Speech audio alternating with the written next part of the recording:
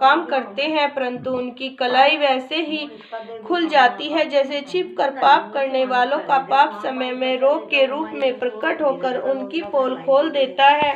गुरुपुत्र ने कहा, इंद्र शस्त्रों, उन आपका पुत्र जो कह रहा है वह मेरे या किसी के बहकाने से नहीं कह रहा है। राजन, यह तो इसकी जन्मजात स्वाभाविक बुद्धि है। आप क्रोध शांत कीजिए, व्यर्थ में हमें दोष न लगाइए।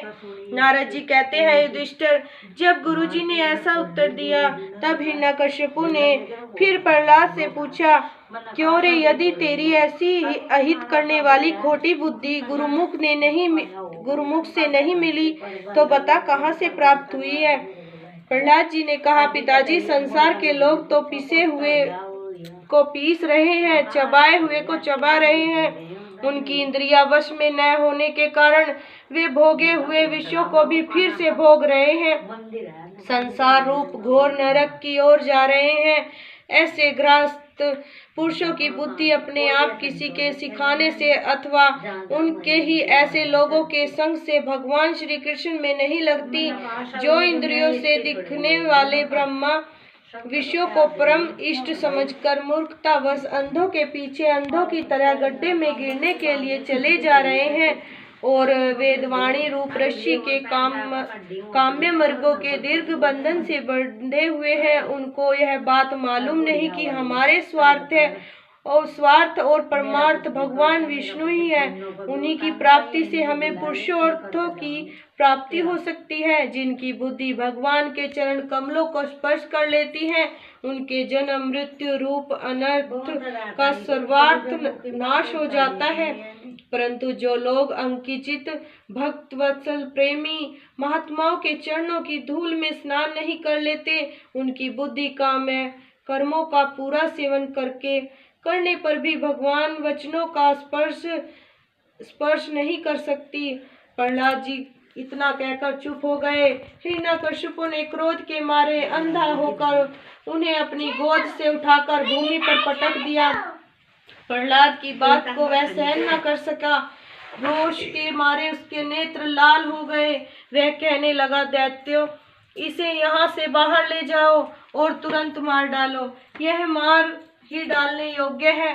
देखो तो सही, जिसने इसके चाचा को मार डाला, अपने सुहृद सज्जनों को छोड़कर वह नीच दास के समान उसी विष्णु के चरणों की पूजा करता है। हो न हो इसके रूप में मेरे भाई को मारने वाला विष्णु ही आया है। अब यह विश्वास के योग्य नहीं है। 5 बरस की अवस्था में है, जिसने अपने माता पिता के दुष्टज वात्सल्य को भुला दिया, वह कर्तव्य भला विष्णु का ही क्या हित करेगा। कोई दूसरा भी यदि औषध के समान भलाई करे, वह एक प्रकार से पुत्र ही है, पर यदि अपना पुत्र ही अहित करने लगे तो रोग के समान वह शत्रु है। अपने शरीर के ही किसी अंग के से सारे शरीर को हानि होती है तो उसे काट देना ही चाहिए, क्योंकि उसे काट देने से शेष शरीर सुख से ही जी सकता है।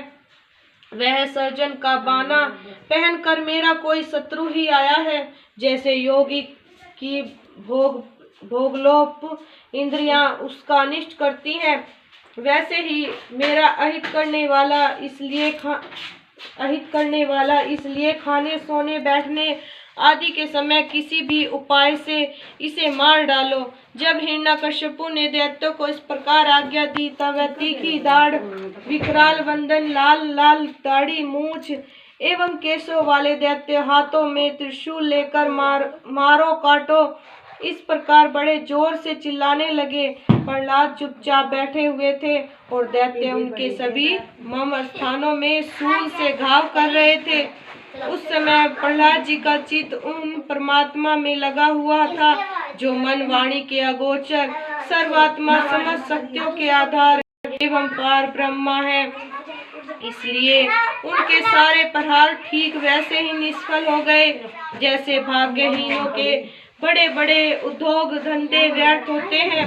युधिष्ठिर, जब शूलों की मार से प्रहलाद के शरीर पर कोई असर नहीं हुआ, तब हिरण्यकश्यपु को बड़ी शंका हुई। अब वह प्रहलाद को मार डालने के लिए बड़े हठ से भांति भांति के उपाय करने लगा। उसने बड़े वेग से मतवाले हाथियों से कुचलवाया, विषधर सांपों से डसवाया, पुरोहितों से कत्या राक्षसी उत्पन्न कराई, पहाड़ की चोटी नीचे डलवा दिया, संभ्रासुर से अनेकों प्रकार की माया का प्रयोग करवाया, अंधेरी कोठरियों में बंद करा दिया, विष पिलाया, खाना बंद कर दिया, बर्फीली जगह दहकती हुई आग और समुद्र में बारी बारी से डलवाया, आंधी में छोड़ दिया, पर्वतों के नीचे दबा दिया, परंतु इसमें से किसी भी उपाय से वह अपने पुत्र निष्पाप प्रहलाद का बाल विवाह का न कर सका। अपनी विवशता देख हिरण्यकश्यपु को बड़ी चिंता हुई। उसे प्रहलाद को मारने के लिए कोई उपाय नहीं सूझ पड़ा। वह सोचने लगा, इसे मैंने बहुत ही बुरा भला कहा, मार डालने के बहुत से उपाय किए, परंतु यह मेरे द्रोह और दुर्व्यवहारों से बिना किसी की सहायता से अपने प्रभाव से ही बचता गया। यह बालक होने पर भी समझदार है और मेरे पास ही निशंक भाव से रहता है। हो न हो इससे कुछ सामर्थ्य अवश्य है। जैसे सुनशेप अपने पिता की करतूतों से उसका विरोधी हो गया था, वैसे ही यह भी मेरे किए अपराधों को न भूलेगा। न तो यह किसी से डरता है और न ही इसकी मृत्यु हो सकती है। इसकी शक्ति का था नहीं है, अवश्य ही इसके विरोध से मेरी मृत्यु होगी, संभव है न भी हो। इस प्रकार सोच विचार करते हुए उसका चेहरा कुछ उतर गया।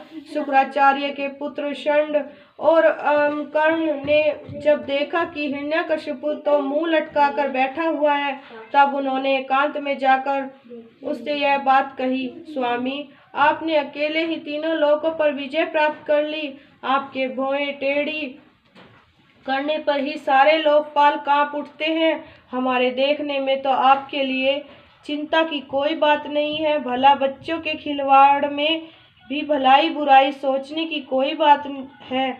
जब तक हमारे पिता शुक्राचार्य जी नहीं आ जाते, तब तक यह डर कर कहीं भाग न जाए, इसलिए इसे वरुण के पाशों से बांध रखिए। प्राय ऐसा ही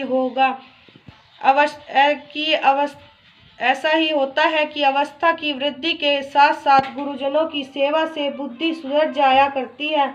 हिरण्यकश्यपु ने अच्छा ठीक है ऐसा कहकर गुरुपुत्रों की सलाह मान ली और कहा कि इसे उन धर्मों का उपदेश करना चाहिए जिनका पालन गृहस्थ नरपति किया करते हैं। युधिष्ठिर इसके बाद पुरोहित उन्हें